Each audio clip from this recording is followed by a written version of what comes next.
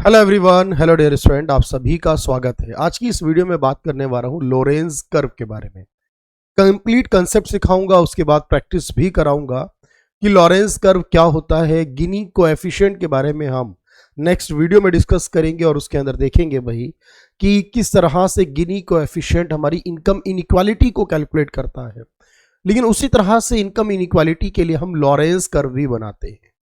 Actually इसको Lawrence कहा गया है, एक व्यक्ति ने इसको प्रोपाउंड किया है, इसका विचार दिया है, कंसेप्ट दिए हैं मैक्स ओ लॉरेंस ने, इसलिए इसका नाम लॉरेंस कर्व है।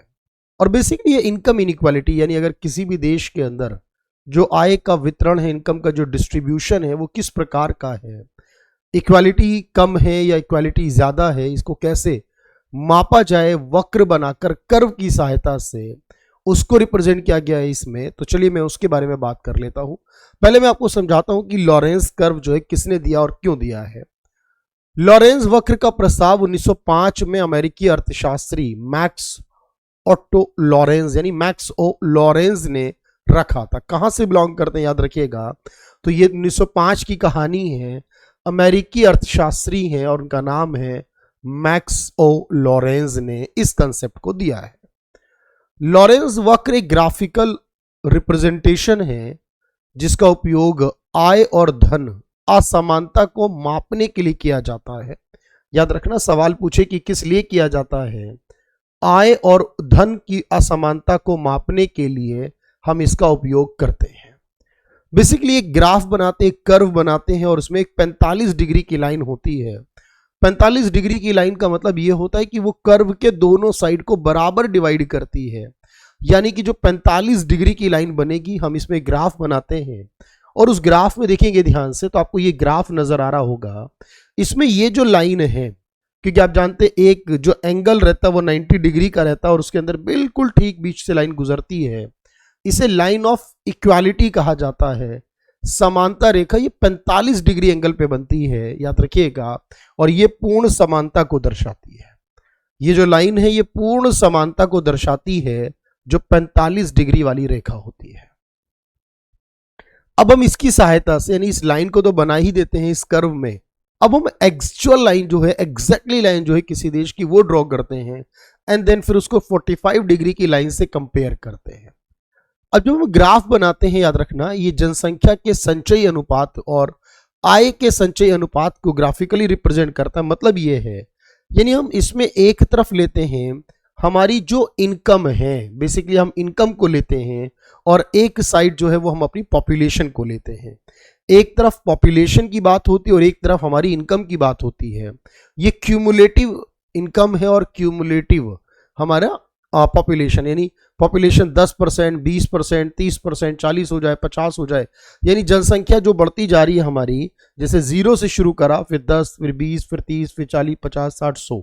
इसी तरह इनकम को लिया हमने 10, 20, 20, और ये क्यूमुलेटिव है, यानी जब मैं कहूंगा 10 तक तो 10 से नीचे वाले 20 कहूंगा तो 10 और 20 सब आ जाएंगे उसमें, 20 से नीचे वाले।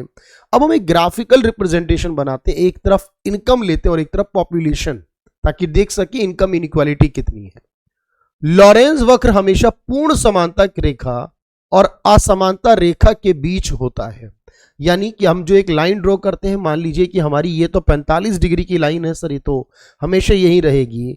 अब किसी देश की जो लाइन है वो ये बन रही है, किसी देश में ये पता चला 20% लोगों के पास 5% पैसा है, या 90% लोगों के पास 55% है, यानी एक देश की गरीबी ये रेखा बनी है, लाइन बनी। एक्चुअल में लॉरेंस जो बनता है, जो इसके बीच गैप बनेगा, ये गैप जितना बड़ा होगा, एक्चुअल लाइन और लाइन ऑफ इक्वालिटी, इनके बीच गैप जितना बड़ा होगा, याद रखना, यानी डिफरेंस जितना होगा, दूरी जितनी ज्यादा होगी, मोड़ जितना अधिक होगा, उतनी ज्यादा असमानता होगी। और जितना ये गैप कम होगा, जितना ये पास होगा, उतनी असमानता कम होगी। कहने का मतलब ये जो गैप है, जो लाइन ऑफ इक्वालिटी और एक्चुअल लाइन के बीच में गैप है, या इसके बीच का जो डिफरेंस आप कह सकते हो, या जितनी अधिक दूरी होगी, एक्चुअल लाइन की दूरी जितनी ज्यादा होगी उस लाइन ऑफ इक्वालिटी से, या जितना अधिक मोड़ होगा, अब ये ज्यादा होगा अगर, तो असमानता अधिक होगी।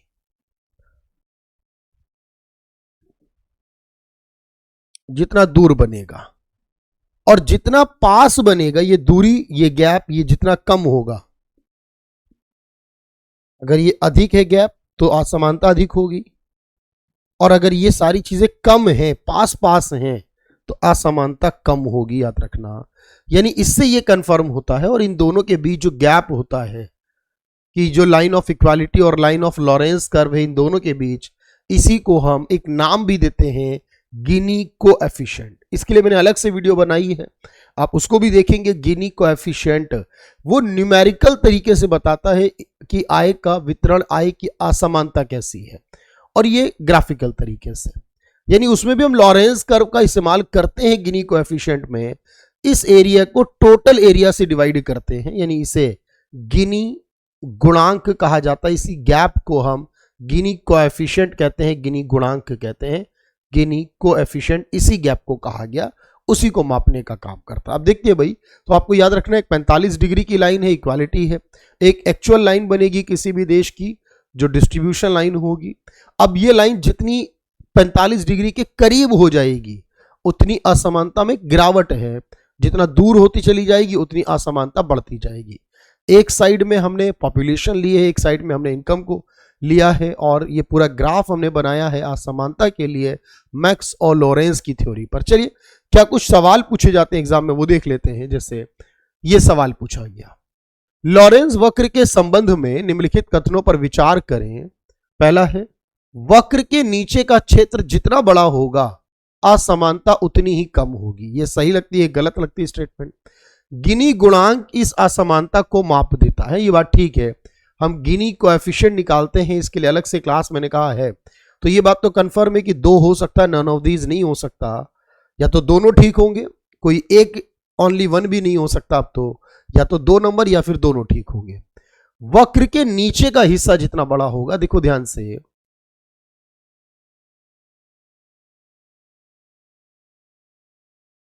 इसे ऐसे भी बना सकते हैं,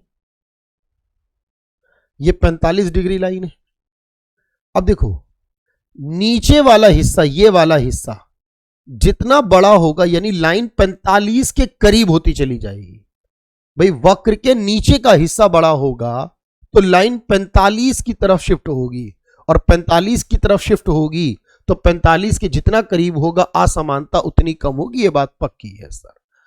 वक्र के नीचे का हिस्सा बड़ा होगा तो असमानता कम, और अगर ये कहे कि 45 डिग्री और वक्र लाइन के बीच में गैप बड़ा होगा तो फिर असमानता ज्यादा होगी।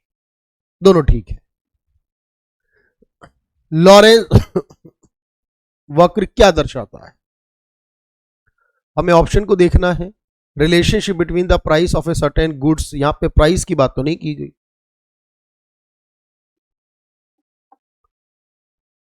Taxable income, elasticity, employment rate नहीं, इसमें इनकम डिस्ट्रीब्यूशन कहा गया, आय का वितरण कहा गया, इसके अंदर इनकम डिस्ट्रीब्यूशन कहा गया।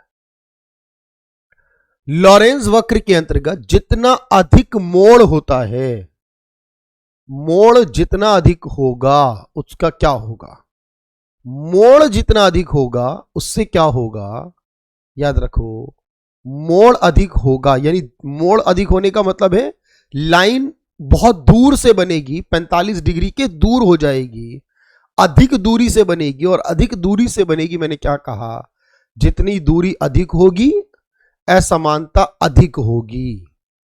भाई मोड़ अधिक होगा यानी गैप ज्यादा होगा, डिस्टेंस बड़ा होगा, और डिस्टेंस अगर बड़ा होगा तो असमानता भी अधिक होगी।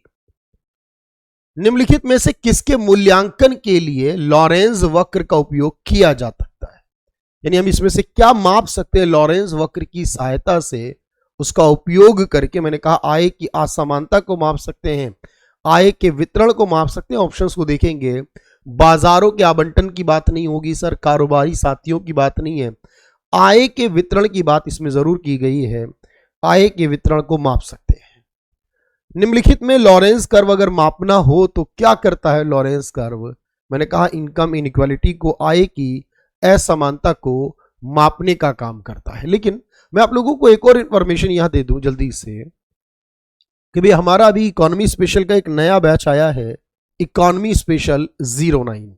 अगर आप में से स्टूडेंट हैं जो इकोनॉमी स्पेशल को ज्वाइन करना चाहते हैं, अगर वो तैयारी कर रहे हैं किसी भी कॉम्पिटिटिव एग्जाम्स की, स्पेशली अगर वो टीजीटी पीजीटी की तैयारी कर रहे हैं, अगर वो तैयारी कर रहे हैं बिहार, यूपी या किसी भी राज्य के स्टेट की वर्ग 1 एग्जाम की, अगर वो तैयारी कर रहे हैं किसी राज्य के लेक्चरार के लिए, जीआईसी के लिए, असिस्टेंट प्रोफेसर के लिए, अगर वो नेट जेआरएफ के लिए भी हेल्प चाहते हैं कि उस कंटेंट को कवर किया जाए, यहां आपको सब कुछ मिलेगा इस बैच में। और इसकी फीस है जस्ट 699 रुपीज, 699 रुपए की फीस है।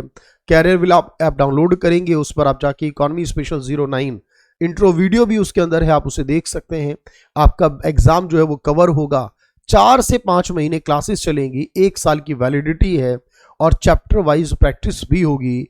एनसीईआरटी की भी समरी की रिकॉर्ड वीडियोस दी जाएंगी, वीओडी दिया जाएगा, ताकि एनसीईआरटी की समरी को आप देख सके क्या कुछ एनसीईआरटी में लिखा है क्लास 9 से लेकर क्लास 12 तक। आज की इस वीडियो में इतना ही है। Thank you everyone, thank you so much.